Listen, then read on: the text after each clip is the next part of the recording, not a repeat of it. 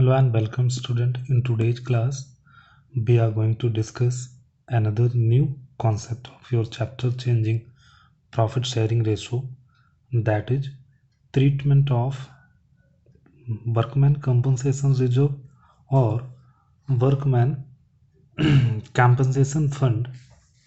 In short, we can call it WCR, WCF, WCR and WCF. So let's begin and try to learn this new concept. So बच्चे हमारा जो concept वही है WCR का।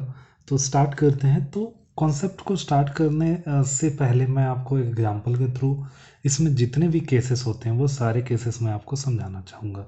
तो example मैंने लिया हुआ है X and Y equal partner हैं, their balance sheet extract is as follows: liability side, asset sides। ठीक है, ये मैंने अज्यूम कर लिया कि लाइबिलिटी साइड में WCR मैं इन शॉर्ट लिख रहा हूँ, आपको एग्जाम में नहीं लिखना है, आपको पूरा लिखना है। ये मैं सिर्फ टाइम बचाने के लिए और आपको समझाने के लिए लिखता हूँ। तो वर्कमैन कंपनसेशन रिजर्व हमारा कितना है 20,000 का। तो इस तरह से बेटा हमारा क्वेश्चंस गिवन है। मान लीजिए आगे की फिर गिवन है partners change their ratio two 5:3। पहले इक्वल के पार्टनर थे, अब उन्होंने अपनी रेशो को चेंज कर लिया है और रेशो क्या कर ली है 5:3 कर लिया है। तो इसको मैं आपको समझाऊं कि वर्कमैन कंपनसेशन फंड क्या होता है। वर्कमैन कंपनसेशन फंड ये होता है बेटा कि जो आपके ऑर्गेनाइजेशन में जितने भी वर्कर्स काम कर रहे हैं, तो कई बार क्या होता है बेटा मशीनरी पे काम होता है तो थोड़ा रिस्की काम है। तो मतलब जो वर्कर्स होते हैं वो वर्कर्स को चोट लग जाती है कहीं भी, तो चोट लग जाती है तो पार्टनर्स, जो भी पार्टनर्स होते हैं बच्चे आपके फर्म की, मतलब फर्म के जो पार्टनर होते हैं वो दोनों डिसाइड करते हैं कि हम क्या बनाएंगे, एक फंड बनाएंगे। मतलब अपने अपने जो हमारा प्रॉफिट होगा उसमें से कुछ ना कुछ हम रिजर्व रखेंगे, तो फंड बनाएंगे। अगर किसी पार्टनर को कोई भी चोट लग गई ड्यूरेशन द वर्किंग आवर, तो हम क्या दे देंगे, उसमें से उस पार्टनर्स को क्लेम दे देंगे। क्योंकि अब चोट लगी है आपकी कंपनी में तो पैसे दवाई के तो आपको ही देने पड़ेंगे, तो मेडिसिन के ट्रीटमेंट के पैसे कंपनी को देने पड़ते हैं। तो बेटा इसी को हम बोलते हैं वर्कमैन कंपनसेशन फंड। जब किसी भी एम्प्लॉय को चोट लग जाती है, किसी भी वर्कर को चोट लग जाती है आपके कंपनी के, तो जो पैसे आपको दवाई के लिए देने पड़ते हैं वो पैसे आप कहाँ से देते हो, उसके लिए आप एक यूनिक सा फंड बना लेते हो, नेमली वर्कमैन कंपनसेशन फंड। तो वहाँ से आप पैसे दे देते हो उसके दवाई के लिए। ठीक है, तो केसेस को समझते हैं कि कौन कौन से केसेस आ सकते हैं इसमें, और आपका क्वेश्चंस, मतलब आपकी बुक का जो क्वेश्चंस है वो कहाँ कहाँ से बेटा आ सकता है, कौन कौन से इसमें केसेस होते हैं। तो मैंने जैसे पहले बताया था कि बेटा मैं पूरे पार्टनरशिप को माइंड में लेके चल रहा हूँ, सिर्फ एक चैप्टर को लेके नहीं चल रहा हूँ। तो कहीं भी अगर इस तरह से चीज़ें आएंगी तो आपको क्या करना है, ट्रीटमेंट ऐसे ही करनी है, चाहे आगे के जो चैप्टर्स आएंगे उसमें भी और इस चैप्टर में भी। तो क्वेश्चन आई थिंक आपको समझ आ गया होगा, ये भी समझ आ गया होगा। क्वेश्चन फिर से पढ़ लीजिए। XY पार्टनर है, उनकी बैलेंस शीट गिवन है जिसमें उन्होंने क्या बना रखा है, एक फंड बना रखा है WCR करके, मतलब वर्कमैन कंपनसेशन रिजर्व करके, जो कि कितना बना रखा है 20,000 बना रखा है कि किसी वर्कर को चोट लगेगी तो यहाँ से पैसे दे देंगे। और उसके बाद वो अपनी जो पार्टनर्स हैं उन्होंने अपनी रेसो को चेंज कर लिया है 5:3 में, मतलब 1:1 के पार्टनर थे, अब उन्होंने 5:3 में कर लिया है। तो केस 1 क्या होगा, नो कंपनसेशन लायबिलिटीज और क्लेम। नो कंपनसेशन लायबिलिटीज और क्लेम, इसका मतलब क्या है कि इस ड्यूरेशन, मतलब इस फाइनेंशियल ईयर में किसी भी वर्कर को कोई भी चोट नहीं लगी, तो किसी भी वर्कर्स ने कोई भी पैसे नहीं मांगे मेडिसिन के, दवाई के। तो जब किसी ने कोई पैसे नहीं मांगे तो सारा का सारा फंड आपका बचा का बचा रह गया। तो उस फंड के साथ आप क्या करोगे, तो उस फंड को हम क्या करते हैं, डिस्ट्रीब्यूट कर लेते हैं। देखिए, तो एंट्री क्या कर लेंगे, WCR मतलब वर्कमैन कंपनसेशन रिजर्व। फिर मैं बार बार बोल रहा हूँ, आपको इन शॉर्ट नहीं लिखना है, आपको क्या करना है, आपको पूरा नाम ही लिखना है, workman compensation reserve. Account debit देख लीजिए 20,000 का था, 20,000 लिख दिया। उसके बाद इसको हम पार्टनर्स की ओल्ड रेसो में इसको बांट देंगे, X capital account to Y capital account, 10,000 in old ratio, ये ध्यान रखना, ये ओल्ड रेशो में ही बढ़ता है हमेशा, ठीक है। अच्छा, अब केस 2 आ गया। केस 2 कौन सा होगा? When workman compensation claim is 12,000, मतलब मान लीजिए किसी वर्कर्स को क्या लग गई बच्चे, चोट लग गई। किसी वर्कर्स को क्या लग गई? चोट लग गई, जो आपके ऑर्गेनाइजेशन में काम कर रहे हैं, और आपसे क्या बोलता है कि मुझे 12,000 रुपये मतलब 12,000 रुपीज़ मुझे दे दीजिए। किसके लिए? अपने ट्रीटमेंट के लिए। तो आप ये क्या करते हो, ये पैसे कहाँ से निकाल के दे देते हो? अपने फंड में से। मतलब एक नई लायबिलिटी आपके ऊपर आ गई, वर्कमैन कंपनसेशन फंड क्लेम की लायबिलिटी आ गई, तो आप वहाँ से इसको दे देते हो। तो अब इस केस में हम एंट्री क्या करेंगे? देखिए, अब आपने फंड तो कितने का बना रखा है?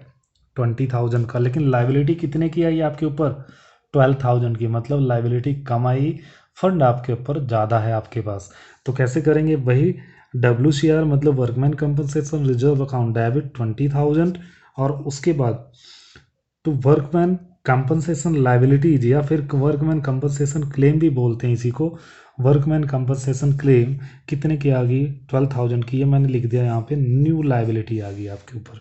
उसके बाद जो पैसे बचे, मतलब 8,000 बटा, उसको पार्टनर्स क्या कर लेंगे? ओल्ड रेशो में बांट लेंगे। In the old ratio X capital account and to Y capital account in old ratio 4,000 and 4,000। Narration वही, being workman compensation reserve distributed, ठीक है।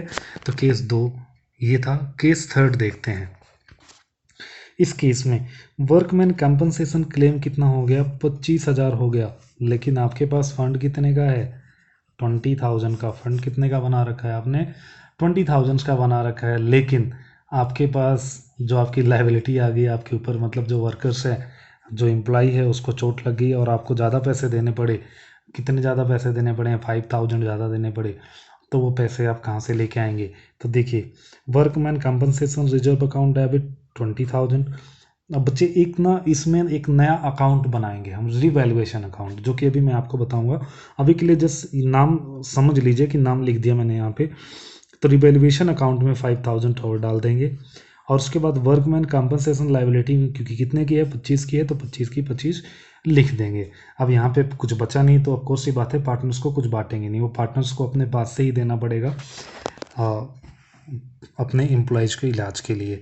तो ये वर्कमैन कंपनसेशन का टॉपिक था, जो कि यहाँ पे कंप्लीट होता है। एक इसी तरीके से एक अगला टॉपिक देखते हैं जो आपके सिलेबस में है, वो है treatment of investment fluctuation reserve.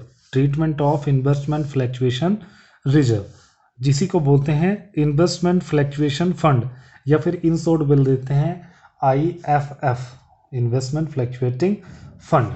तो ये होता क्या है और इसका ट्रीटमेंट कैसे करते हैं, वो दोनों चीज़ें हम समझते हैं। तो वही एक एग्जांपल लेते हैं पहले। एग्जांपल क्या है हमारा? X and Y are equal partners and their balance sheet extract is.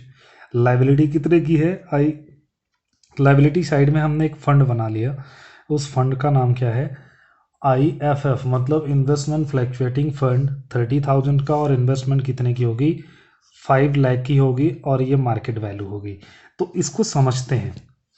जब आप क्या करते हो, मार्केट में कुछ भी इन्वेस्ट करते हो, इन्वेस्टमेंट करने का मतलब जैसे आपने मशीन कोई परचेज कर ली तो मशीन में इन्वेस्टमेंट कर दिया, और आपने क्या परचेज कर लिया? लैंड परचेज कर ली तो उसमें इन्वेस्टमेंट कर दिया।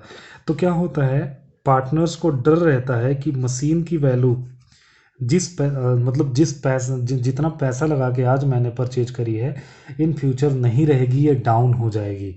तो डाउन हो जाएगी तो ऑफकोर्स सी बात है, जब मार्केट में इसकी वैल्यू डाउन हो जाएगी तो आपको लॉस होगा। तो उस लॉस से बचने के लिए पार्टनर एक फंड बनाता है, उस फंड को हम क्या बोलते हैं? इन्वेस्टमेंट फ्लैक्चुएटिंग रिजर्व बोलते हैं। उस फंड को हम इन्वेस्टमेंट फ्लैक्चुएटिंग रिजर्व बोलते हैं, कि जिससे अगर मार्केट वैल्यू में इन्वेस्टमेंट जो आपने कर रखा है उसके मार्केट वैल्यू में कोई चेंज आता है, तो आप पूरा कहाँ से कर लोगे? उस फंड से उसको पूरा कर लोगे, ठीक है। तो ये किस में हो सकता है बेटा? मशीन में आपने इन्वेस्ट कर दिया, लैंड में इन्वेस्टमेंट कर दिया, किसी दूसरे कंपनी का शेयर परचेज कर लिया, उसकी वैल्यू डिक्लाइन हो गई, तो यहाँ से पूरा कर लेंगे। मतलब इस तरह का जो डर होता है पार्टनर के अंदर, उससे बचने के लिए वो क्या करते हैं? फंड बनाते हैं, मतलब अपनी सेविंग में से कुछ बेटा वो अलग रखते हैं, जिसको हम क्या बोलते हैं, इन्वेस्टमेंट फ्लक्चुएटिंग फंड बोलते हैं या रिजर्व बोलते हैं। तो देखिए अब इन्वेस्टमेंट आपने कर रखा था, ये मार्केट वैल्यू पे गिवन है, मैंने क्या बता दिया, मार्केट वैल्यू है कितनी, 5 लाख। तो इसमें भी केसेस होंगे ऐसे आपको गिवन होगा, तो केस क्या क्या गिवन होगा, केस देखिए।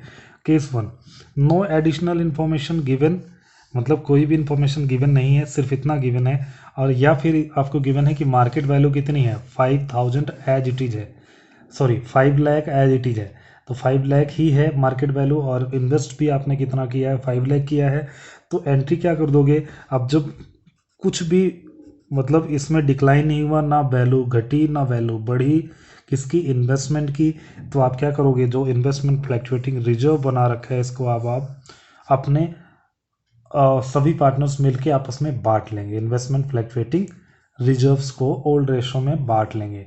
तो देखते हैं इन्वेस्टमेंट फ्लक्चुएटिंग रिजर्व, इसको बेटा शॉर्ट में नहीं लिखना है, बिल्कुल भी नहीं लिखना है आपको एग्जाम में, आपको पूरा लिखना है, फुल नेम लिखना है इसका, investment fluctuating reserve account debit 30,000 to X capital to Y capital, इसको हम क्या कर रहे हैं, ओल्ड रेशो में बांट ले रहे हैं। ध्यान रखना किसमें, ओल्ड रेशो में। ओल्ड रेशो इनकी कौन सी है, ओल्ड रेशो इनकी 1:1 है। न्यू रेशो कौन सी है, जो मैंने प्रीवियस क्वेश्चन में लिया था वही आप मान के चलिए, 5:3 की रेशो में ये चलते हैं। तो नरेशन क्या लिखेंगे, being investment fluctuating reserve distributed. Second case कौन सा है, मार्केट वैल्यू ऑफ इन्वेस्टमेंट कितना है, 4,82,000, मतलब कितने से कम हो गई मार्केट वैल्यू, 18,000 से कम हो गई, और आपने रिजर्व कितने का बना रखा है, 30,000 का रिजर्व बना रखा है। तो ज़्यादा फर्क नहीं पड़ेगा आपके पास, मार्केट वैल्यू कम होगी तो आपने रिजर्व बनाया हुआ है वहाँ से पूरा कर लोगे। Investment fluctuating reserve account debit 30,000, investment account क्योंकि आपकी एसेट्स कम हो गई 18,000 की, उसके बाद जो बचा आपके पास 12,000, उसको आप बांट लोगे to X capital account to Y capital account in a old ratio. Old ratio में क्या कर लेंगे आप, उसको डिस्ट्रीब्यूट कर लेंगे, और नरेशन क्या लिखेंगे, being investment fluctuating reserve distributed.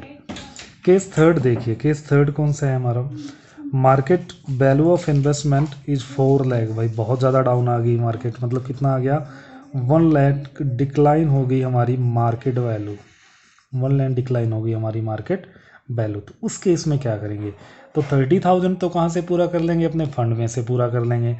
अब मतलब investment fluctuating fund account debit 30,000 पूरा कर लिया, क्योंकि यहाँ पे देखिए 30,000 था, उसके बाद तो इन्वेस्टमेंट में कितना चेंज आया, तो इन्वेस्टमेंट 1 लाख रुपये का चेंज आया। 70,000 हमें कहाँ से पूरा करना पड़ेगा, रिवैल्यूएशन अकाउंट। अभी मैं बताऊंगा आपको रिवैल्यूएशन अकाउंट क्या होता है, कैसे करते हैं, तो अभी के लिए इतना समझ लीजिए कि कोई कमी हम यहाँ से पूरा करेंगे।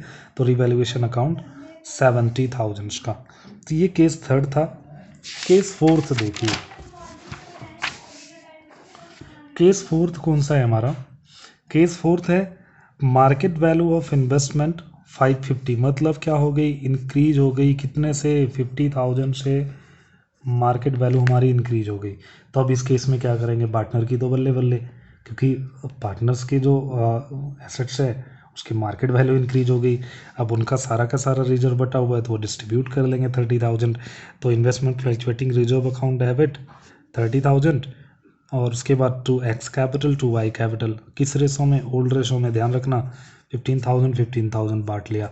उसके बाद अब वैल्यू बढ़ी है तो उसको कहाँ पे डालेंगे, इन्वेस्टमेंट अकाउंट डेबिट 50,000 का, रिवैल्यूएशन अकाउंट में 50,000 का, बीइंग इन्वेस्टमेंट रिवैल्यूएड, यहाँ पे IFF डिस्ट्रीब्यूटेड। ठीक है, तो ये कॉन्सेप्ट था आपका इन्वेस्टमेंट फ्लक्चुएटिंग फंड का। तो अब रिवैल्यूएशन का भी और करते हैं, revaluation of assets and liabilities. Revaluation of assets and liabilities मतलब उनकी रीवैल्यू कर देना कि उसमें कोई कमी आई है, उसमें कोई मतलब बढ़ा हुआ है उस चीज़ को। तो व्हेन एवर एन एसेट्स और uh liabilities are revaluated we have to prepare a revaluation account. इसी को बोलते हैं profit and loss adjustment account. Profit and loss adjustment account revaluation account को ही बोलते हैं। तो बनाते हैं। रिवैल्यूएशन अकाउंट किस नेचर का अकाउंट होता है? नॉमिनल नेचर का होता है। आपने सीखा ना 11th क्लास में, रियल, नॉमिनल, पर्सनल। तो ये कौन से नेचर का होता है? नॉमिनल। तो नॉमिनल वाले ही रूल लगते हैं इसमें कि जितने भी हमारे गेन एंड प्रॉफिट्स होते हैं सबको हम क्या कर देते हैं? क्रेडिट कर देते हैं। और जो भी हमारे लॉसेस एंड एक्सपेंसेस होते हैं उनको हम डेबिट कर देते हैं। तो जितना भी हमको क्या होता है बच्चे, फ़ायदा, सॉरी, जितना भी हमें क्या होता है यहाँ पे, तो हमारा क्या है? नुकसान। जितना भी हमें क्या होता है? नुकसान,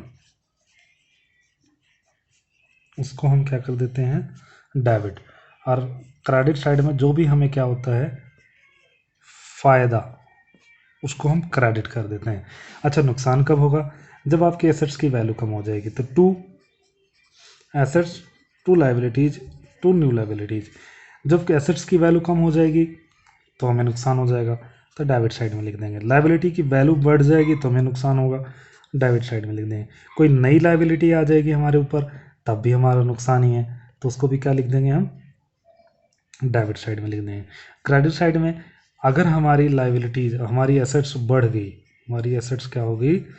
बढ़ गई, तो बाई एसेट्स,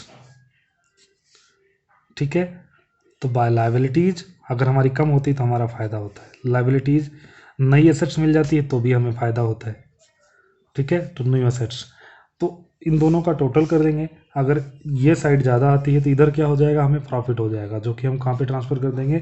पार्टनर्स के कैपिटल अकाउंट्स में। अगर इधर की साइड ज़्यादा हो जाती, इधर की कम हो जाती, तो हमें क्या हो जाएगा? लॉस हो जाएगा। तो लॉस को हम कहाँ पे ट्रांसफ़र कर देंगे? पार्टनर्स के कैपिटल अकाउंट में ट्रांसफ़र कर देंगे। तो देख लेते हैं इस कॉन्सेप्ट को भी, आपका चैप्टर ख़त्म हो जाएगा। फिर अब प्रैक्टिस करवा दूंगा 1-2 क्वेश्चंस की।